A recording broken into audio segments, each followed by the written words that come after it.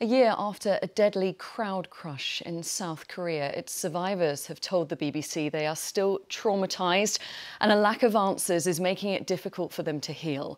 Nearly 160 young people were killed when they got trapped in an overcrowded alleyway in Seoul as they celebrated Halloween. Well, despite well-documented failings by the authorities, no one has been held responsible. Our correspondent Jean Mackenzie reports from Seoul. Do you remember where you were? Yeah, it was just here. Joo-hyun has returned to the narrow alleyway where she was Just like almost this. crushed to death. There were people on top of you, Yeah. trapping your legs. It was so painful. Yeah. I couldn't move at all, even my fingers. I realized at the time, oh, I'm gonna be dying. People out to celebrate Halloween funneled into this alleyway from 3 directions until it became so tightly packed they couldn't move. Some couldn't breathe. The pressure was so great it ruptured the muscles in Joo-hyun's legs, paralysing them for months. Are you fully recovered now? Actually, now I have pain on my knees, legs, and my foot. It's now well established how the authorities failed to keep people safe that night and save lives.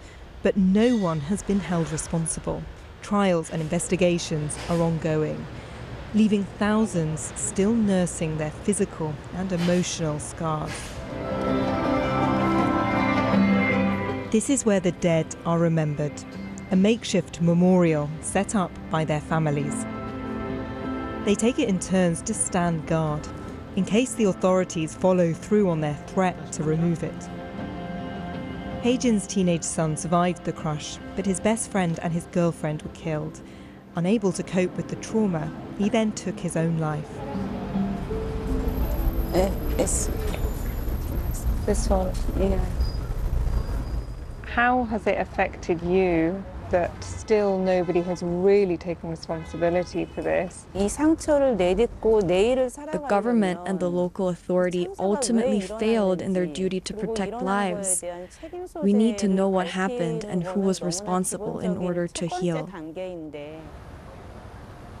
We have asked the national government, the local government and the police to talk to us, to tell us what lessons they've learned and how they're going to keep people safe this Halloween. But they've all declined. They've told us that this isn't the right time for them to talk. Some new safety measures are being brought in, though this Halloween celebrations are expected to be far quieter. The alleyway is still dormant, a shrine to the dead. Reading these messages makes you sad. Yeah, it's sad. It's sad.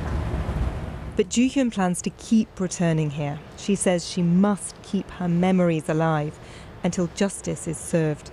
Jean Mackenzie, BBC News, Seoul.